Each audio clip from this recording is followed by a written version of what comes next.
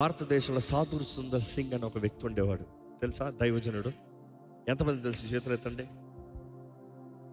ఎంతమందికి తెలియదు? చేతులు ఎత్తండి.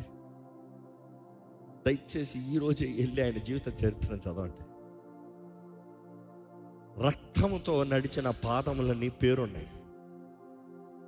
ఆ హిమాలయాల్లో ఆ మంచులో రక్తముతో నడిచిన పాదాలు, ఆ ముళ్ళ తొప్పల మధ్య, ఆ ఫారెస్ట్లో, ఆ ఎడారిలో ఆయన విశ్వాసంతో నడిచి సువార్తను ప్రకటించాడు. కానీ ఆయన చేసిన సేవ ఎంతో ఘనమైంది. మనందరికీ తెలుసు. ఆయన రక్షించబడిన విధానం చూసినప్పుడు ఆయన ఒకటే ఆశపడ్డాడు, దేవుడంటూ ఉంటే నన్ను దర్శించాలి.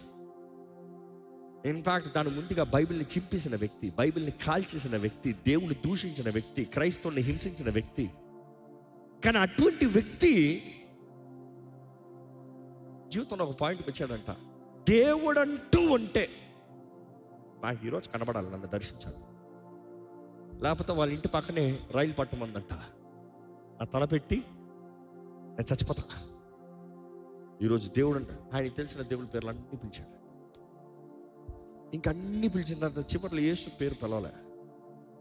అన్నీ అయిన తర్వాత ఇంకా విసిగ్గి అసలు దేవుడు అంటూ అంటే నాకు కనబడినాడు అన్నప్పుడు అప్పుడు యేసు ప్రభు దర్శించాడు.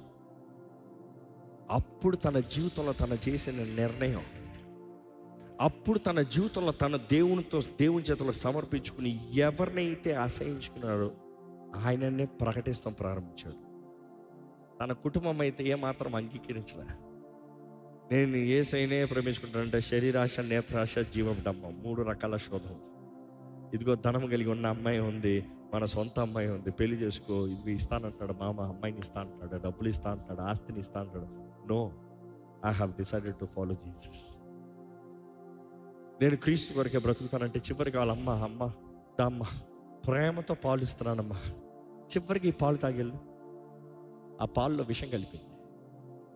విషం కలిపి తల్లే చేతులారా పాలు ఇచ్చింది. నా బిడ్డ బయటికి వెళ్ళి క్రీస్తుని ప్రకటిస్తాను కానీ వాడు చచ్చిపోతాం మేలనిచ్చింది. పాలు తాగి పెట్టెళ్ళాడంట, చావు రాలేదంట, బ్రతికాడు.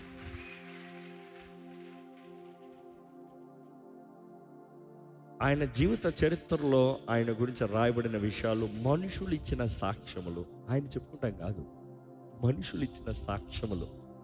మన గురించి మనం ఒకటి చెప్పుకుంటాం వేరు, ఇతరులు మన గురించి రాస్తాం వేరు, ఇతరులు మన గురించి చెప్తాం వేరు.